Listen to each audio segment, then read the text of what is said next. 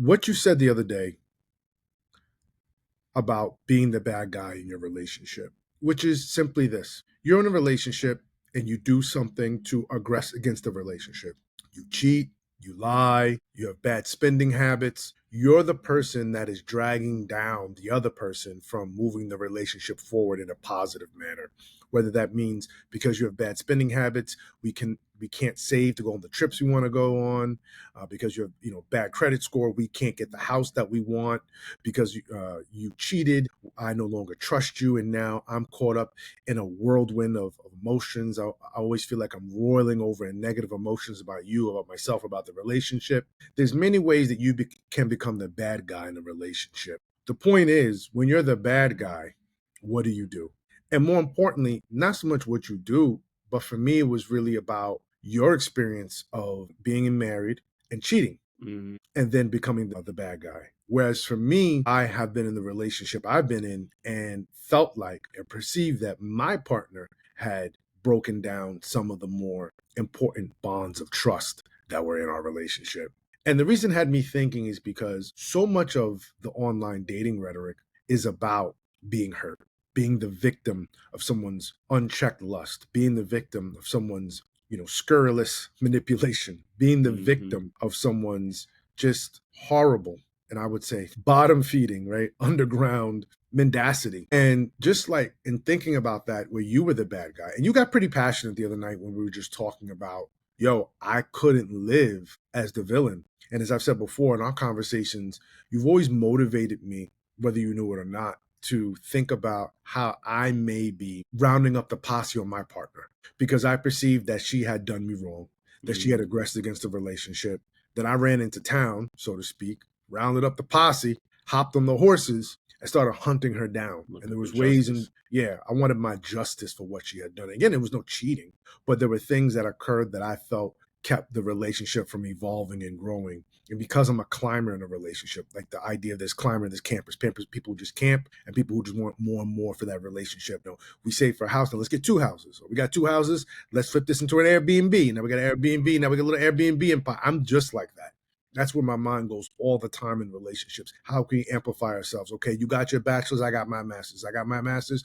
Now you went to school to be a medical doctor. You got your medical doctorate right now. I'm getting my LM. I'm always thinking about the next thing. And when I perceive my partner has done things in the relationship to hinder that progress or that climbing, I get very irate and I become very angry. And then I'm sending word to the marshal down in town, wrap him up, get him down. We gonna have us as a hanging tonight. Yeah, We're gonna be out hanging tonight. I never cheat the hangman in my town. Yeah, exactly. Bullets. We want to see this public hanging. By sundown, we're gonna have her. But when you were talking, I heard pain in your voice, and I just wanted to talk a little bit more about your experience being the villain, being the bad guy in your relationship. Yeah, well, I use that language, but the more I think about it, I just wanted to give that context. It's not so much that I was the villain as being made to feel like I have to play that role every day. Meaning, usually when somebody does wrong, you're looking for them to initiate mending fences or to make amends, right? So if in my situation, if I cheated and there was a day in the process of my wife grieving that and being angry, she decides to lash out. In her anger, it's expected that I'm just supposed to go with that. Oh, absolutely. And stomach that and eat that. Yeah, eat that shit. I've Eat that shit burger. And it's like, yo, I wasn't ever trying to shirk any responsibility for what I did or any of the damage that it caused. I just didn't know how to live that every day and still have my own stuff to be working on and still have to manage my own emotions around bad days at work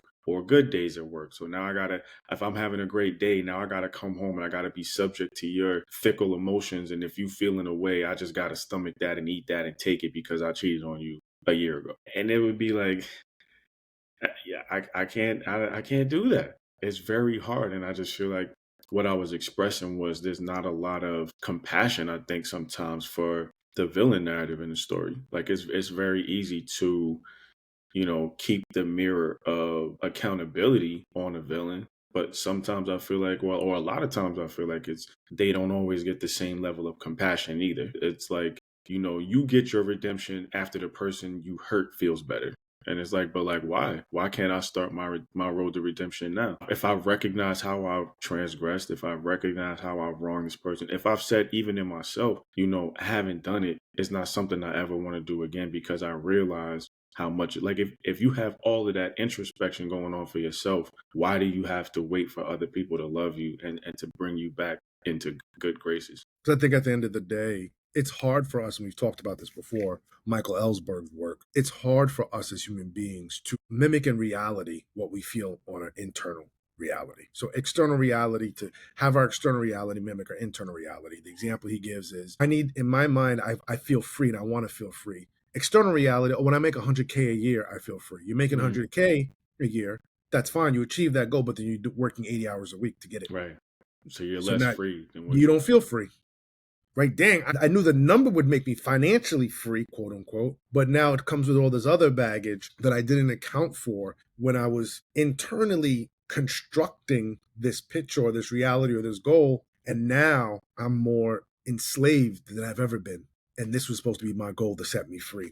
And I think the same thing happens in our relationships where we ultimately have a hard time when we're healing from someone who's aggressed against a relationship. We have a hard time healing because what is the one thing you need to do to make me feel better and, more importantly, trust you again? And what happens is it's not usually one thing. It's not like the Ike Turner, she's sleeping, you come in with the present quietly and just slowly back out the room. You open up the present and it's 2 tickets to Tahiti. It's that trip to, the Mediterranean cruise you always wanted. Is that really going to do it for building trust immediately? I mean, for most people, it gives you an uptick and a high of, okay, well, now and knowing's half the battle, as we learned with G.I. Joe, that you shouldn't do that to me. But after that high subsides and you go on the Mediterranean cruise, now I'm still left with, do I really trust you? I felt good for that moment, but do I trust you? And so much of trust just takes time. Time usually defined not in days or months, but in years. And I know with myself, I'm looking for you to put that work in for years to build that trust with me. You're not just going to do 2 or 3 things right 3 weeks in a row and turn around and be like, aha, yo, you know what I'm saying? We back in. No, we ain't back in nothing. You just getting started. You're not even on the tip of the iceberg. You're not even close to where the iceberg's at. You're not even in the air above the iceberg. You haven't gotten to the Antarctic yet. You haven't gotten to the Arctic yet. You somewhere in, Kansas City, Missouri. You got a lot of trekking to get to the Arctic home. You better figure it out. Plane ride, teleportation device, I don't care.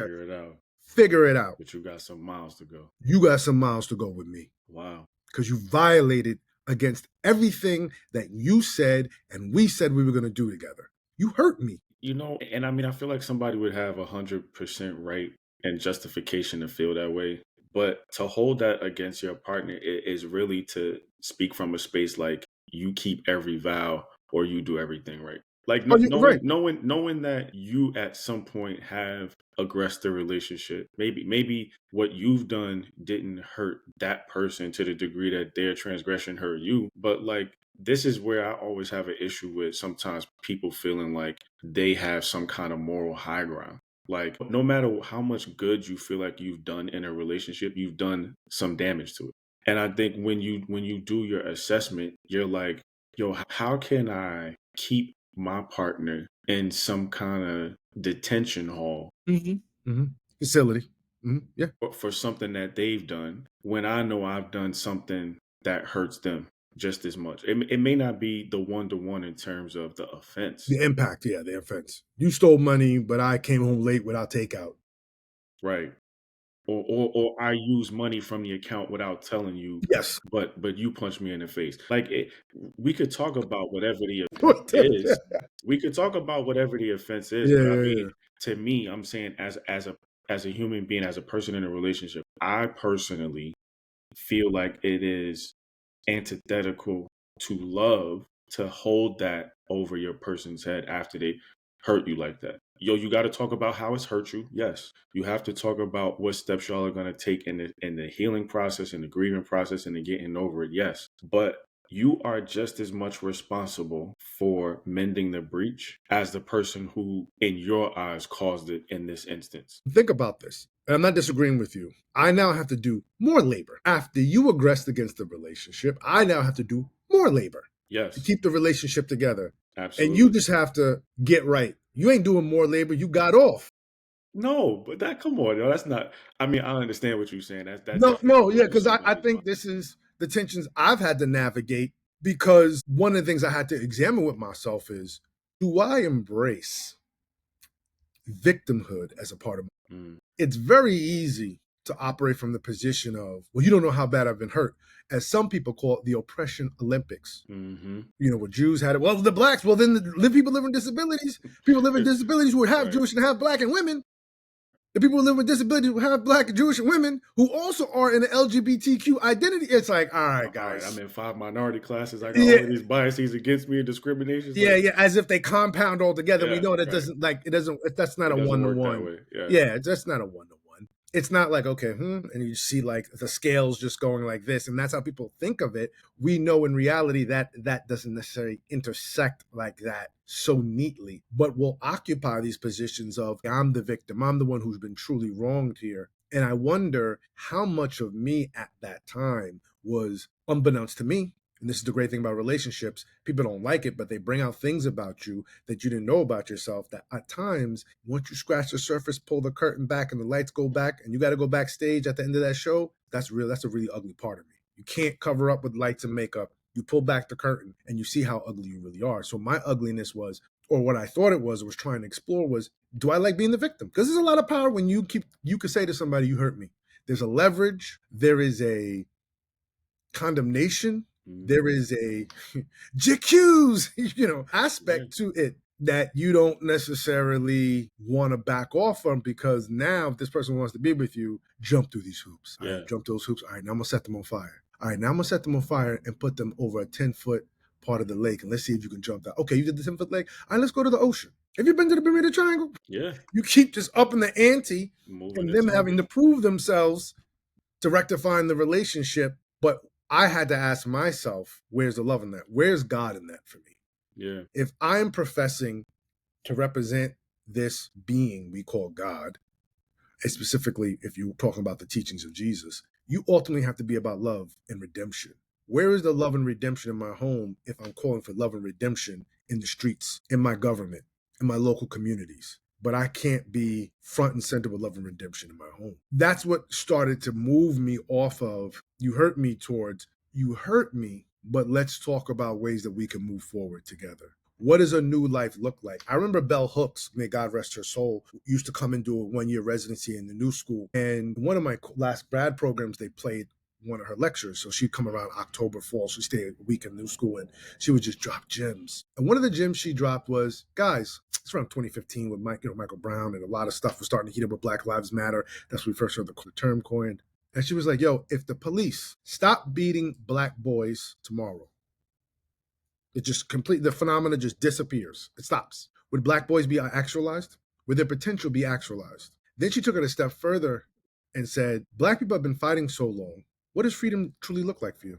And I sat there in that classroom as I'm watching this on this video with Bell Hooks and realized I couldn't think of what freedom looked like. If you had to close your eyes and imagine black people being truly free to the extent in which we say in our civil rights, liberation, world changing, humanity is one rhetoric, what does that look and feel like for you? And I couldn't do it.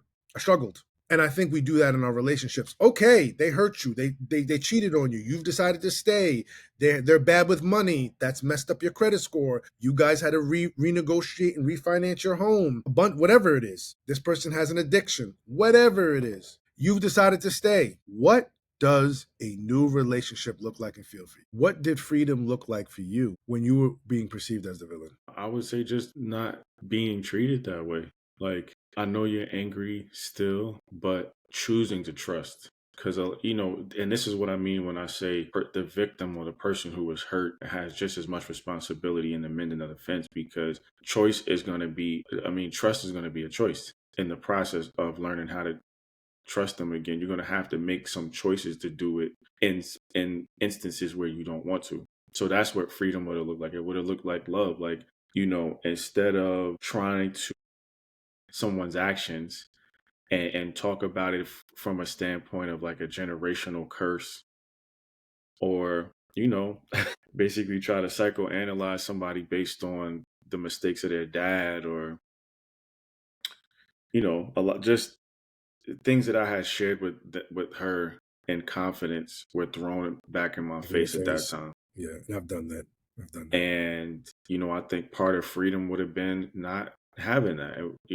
Like and again, I understand what you were saying about now I have to do more work. But when you think about it, it's not like, because the way we're talking about it, you would assume that there haven't been any offenses until this one. But I can guarantee you that, at least for me, there were definitely offenses. But what you learn to understand is that, like, there's a difference in someone offending you versus someone doing something that you don't like.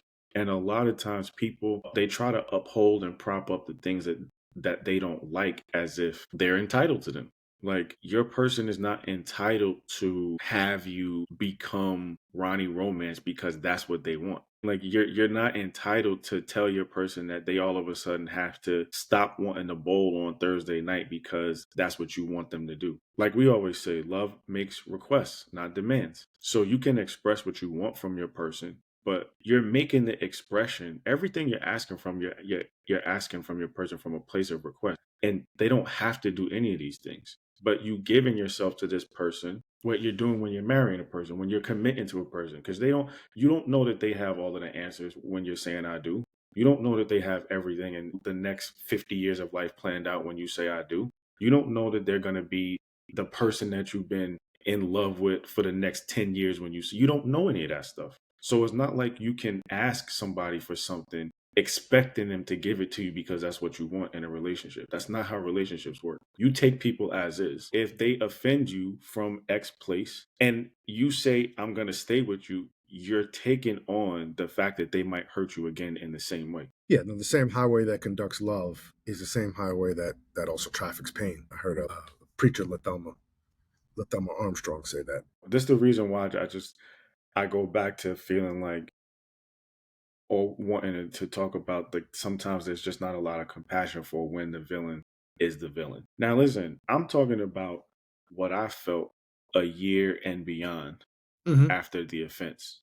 And that's not for me to say she should be over it by then, because that's not what I'm saying. Like, I can't put any kind of timeline on her healing. That's not what I'm trying to do. All I'm trying to say is, on the days when you know that you're feeling sensitive about the offense that I committed, be better at communicating that to me. Don't just emote and act that shit out and think you're justified because I hurt you a year ago, 2 years ago, 2 months ago. If the saying two wrongs don't make a right is true, nobody's ever justified for enacting their own revenge and recompense on you when you hurt them. So I got a blood debt. Someone's got to get paid. But that's how we treat people sometimes when they That's how wrong we treat us. our partners. Uh, now, but here's the thing: our partners violate because you said something very powerful, which is, and I think, well, you're surfacing something very powerful too, is this idea that, yes, I did the offense, fill in the blank, whatever the offense is. Let's say, you've talked about cheating. So let's just, if you don't mind, just pulling over into that and talking about cheating for a second. But maybe your partner had an issue with spending habits. Now, spending habits are annoying. They can be very problematic depending on what the goals are, who the personality of the person you're married to. But most people would say, yo, you know what? Spending habits are wrong. Bad spending habits, rather. They need to be checked. You need to do your work. But if you step out of your marriage because of that, nah. Because I think cheating means you brought someone else into the relationship, and that's a violation. Whereas I couldn't say no. Was spending habits, and then someone with the spending habits were like, well, yo, we were supposed to be saving for a house. Now I thought we were 6 months away. I get a call from the bank. I got to have a conversation. We're 70K in debt on a credit card she was hiding from me. Right. And now, That 6 months is 6 years. or 2 years, or however, it's 26. It's going from 6 months to 24 months. Mm-hmm. Where's that right? And I go to work and I'm frustrated. I'm trying to talk to her about it. She is not engaging with me. She's not willing to participate in the conversation. She's saying I'm being overbearing and unrealistic. I'm a dream killer like her father, and et cetera, et cetera, et cetera. I go to work and I happen to be venting to my homegirl at work. The venting goes to confiding in each other. Confiding goes into trusting each other. Trusting goes into meeting up, and meeting up goes into some good loving body knocking. Knocking the boots all Knocking night the long. boots. Yeah. Mm-hmm. Now, I didn't mean to do that, but look how you were being. Well, you violated and you cheated. Yeah, I cheated because you were doing what you were doing. Mm-hmm. Because you were dragging us into what we call financial perdition. So the devil and everything. You know what I mean? Now, I'm not saying what I did was right, but when I was trying to engage with you about where I was at in my needs, you were acting frivolously. You were treating my emotions with so much cold, dispassionate discourse. I couldn't believe this is the person I married. And Sheila, I always love that name, Sheila. Sheila at the job could understand. Always so nice. Kind, Always got a listening. kind. And she starts talking about her ex-husband, forged her name on some loans, and now she's or how her ex-husband did it. You like, shit, I would have never done that. We would have been, and she had an idea to do an Airbnb, and you didn't have an idea for Airbnb. And she's like, oh, that's a great idea. Actually, I spoke to my friend. He says he's down, but you can't do nothing because you 70K in debt with an old girl. Now look what you cost us. What you cost me. I didn't sign up for lying and getting funny with the money. I mean, I'd get better for worse, but you didn't tell me you would make the situation worse. Worst was like, oh, all right, well, you lost your job, and that wasn't unexpected. Downsizing at AT&T, and so now that's for worse. Worse isn't you go out and make the situation worse, and then tell me I have to stick around because you made it worse. Worse is when something outside of what we can control, what Nassim Talib would call a black swan, happens. Not you made the situation worse. Then you don't deal with my feelings kindly or lovingly, respectfully. The dignity is not in our discourse. So, I went down to the Holiday Inn, like your man Chingy said, and I'm sorry. I know it wasn't right, and I'm willing to be accountable. But where's your? No, you cheated on me. You cheated on me. And again, I'm focusing on the cheating thing, and I'm going through this long scenario because this is what happens in marriage. Violations occur. They are not properly addressed between the two people. They can't get to a resolution, or they feel like a resolution. You can't arrive at a resolution. Mm-hmm. So people take their needs into their own hands, because when I put it in your hands, you went like this. Yeah. Sham-wowed it. Mm-hmm. Twisted it. Tried to sweep it under the rug or act like it didn't matter, or you like I said, cold, dispassionate discourse, gaslighting, manipulation, lies. Yeah, no acknowledgement whatsoever. Now I'm the bad guy because I cheated, but you're not the bad guy because you misspent money. And it's true, I think, in our popular conscious and our popular mind as married couples and people getting through life together as who want to be coupled, cheating is just the big no-no. Mm-hmm. That's the cardinal sin. Well, Carl, you know what? If you had to sleep with Sheila and Carrie was giving you this much problems, you should have just gotten divorced. Well, I'm 70K in debt, Deborah. So I can't just walk out. Deborah, since you want to be Dr. Phil and me and Oprah and me, Deborah. Hey. I couldn't walk away. Right. I don't have the funds to pay. I'm knee deep in the bill here. Yeah. You violated. She violated. And I'm taking this pause because this is real to me. I know this is real to you. This is what happened as you perceive it in your marriage. And I know I have a perception of my relationship where communication broke down and you're at your wit's end not knowing what to do because it seems like the person you're with really isn't as resolved as they say they are to solving your issue, solving your problem. I got to make you the villain. And I mean, that is, I feel like it is like the worst. It's so counterproductive to what we usually say, seek to connect before you correct. And a lot of times that's not something that we apply in our relationships. Like it would have been so dope if she really felt some kind of way about the information that I revealed to her about my dad, how he lived his life, things like that. It would have been dope if, like, to hear something like, I know that you feel impacted by how your dad lived his life, but like, I just want you to know that you don't have to be like him. You don't have to live that life out. You can choose better for yourself. This is what breaking generational curses are about. Now, again, I'm not saying you forego your pain and do that. I'm just saying you keep that in mind as much as you do your pain. That should lead you to, when you're feeling away, yo, listen, man, I'm not right. I'm not right with you right now. I'm feeling away because of what you did, and I just need to vent to you. I just need you to listen to me. I need you to, catch these body blow. I need you to, you know what I'm saying? You know what I'm saying? With some Tyson punch out. Like, I need you to just take these L's right now, these bowls that I'm about to throw at you right now because of how I'm feeling about what you did. It humanizes the person. It keeps your dignity. It keeps their dignity intact. This is all of the stuff that we talk about. Love is always going to be the perpetual call.